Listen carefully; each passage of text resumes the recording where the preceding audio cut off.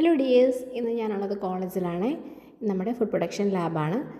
ഇന്നിവിടെ നിങ്ങൾ എന്താ ഫുഡ് പുറത്തു നിന്നൊക്കെ ആലോചിക്കുമല്ലേ? ഫുഡ് പുറത്തുനിന്ന് വാങ്ങിച്ചിരിക്കുന്നത് നമ്മുടെ പ്രിയപ്പെട്ട ആരതിക്ക് സെൻഡ് ഓഫ് പാർട്ടി കൊടുക്കാൻ വേണ്ടിയിട്ട് സാർ എന്നെ ഇങ്ങനെ എല്ലാവർക്കും അറേഞ്ച് ചെയ്ത് ആരതിക്ക് നല്ല രീതിയിൽ സെൻഡ് ഓഫ് പാർട്ടി കൊടുക്കാൻ വേണ്ടിയിട്ട് നമ്മളെല്ലാവരും ഇങ്ങനെ ഒത്തു വർക്ക് ചെയ്യുക. ഫുഡൊക്കെ പ്രിപ്ലേറ്റ് ചെയ്ത് എല്ലാവർക്കും റെഡിയാക്കി. ഇനി സ്റ്റാഫ് എല്ലാവരും വരും, നമ്മൾ ഒരുമിച്ചിരുന്ന് കഴിക്കും. ഇതാണ് നമ്മുടെ കോളേജ്, അതായത് നമ്മുടെ ഹോട്ടൽ മാനേജ്മെൻറ്റിൻ്റെ ഡിപ്പാർട്ട്മെൻറ്റിൽ എന്തായാലും മസ്റ്റായിട്ട് ഇതാണ് നമ്മുടെ ആരതി കേട്ടോ.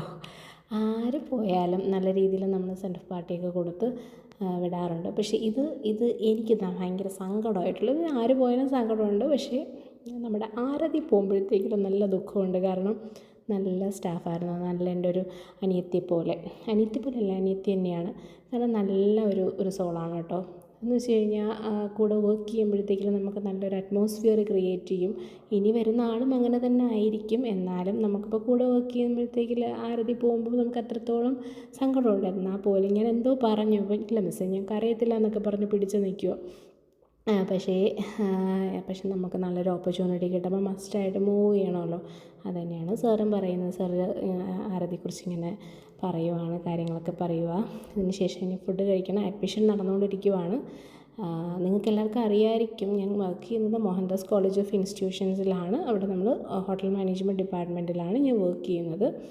അപ്പോൾ ഇത് ബാക്കിൽ കാണുന്നതൊന്നും ഒറിജിനൽ അല്ല കേട്ടോ, ജസ്റ്റ് ബോട്ടിൽ ഫില്ല് ചെയ്ത് വെച്ചിരിക്കുവാണ്. നമ്മുടെ F&B സർവീസ് ലാബാണത്.